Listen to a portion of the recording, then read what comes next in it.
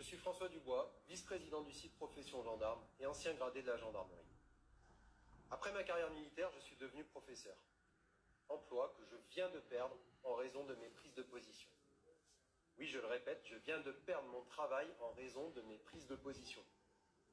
Ce sont bien là les termes exacts qui ont été employés par le rectorat lorsque je leur ai demandé de motiver leur décision. Cela sous-entend donc bel et bien qu'il existe de bonnes prises de position et de mauvaises prises de position. Les unes vous autorisant à travailler tandis que les autres vous y interdisent.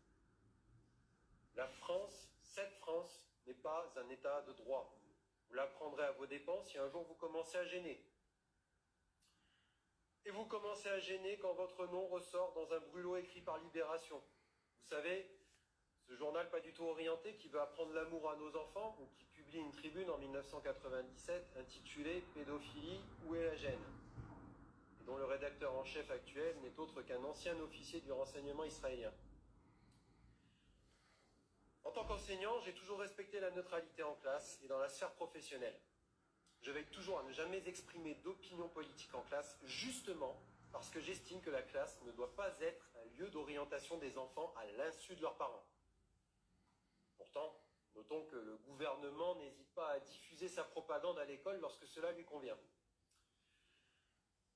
Je n'ai jamais tenu de propos pénalement répréhensibles, que ce soit dans mes écrits ou lors de mes conférences. Malgré cela, j'ai été banni, blacklisté comme on dit, simplement parce que mes idées ne correspondaient pas à celles qui étaient diffusées par la doxa. C'est tout simplement une atteinte à la liberté d'expression, cette même liberté d'expression qui est garantie par la Déclaration des droits de l'homme et du citoyen. Notamment dans l'article 10 qui stipule que nul ne doit être inquiété pour ses opinions, même religieuses, pourvu que leurs manifestations ne trouvent pas l'ordre public établi par la loi. Nous ne devons pas accepter de vivre dans un état où nos idées sont muselées. Qu'importent les conséquences matérielles pour moi, de toute façon, aujourd'hui, c'est une libération. Car désormais, une seule emprise ne plane au-dessus de ma tête.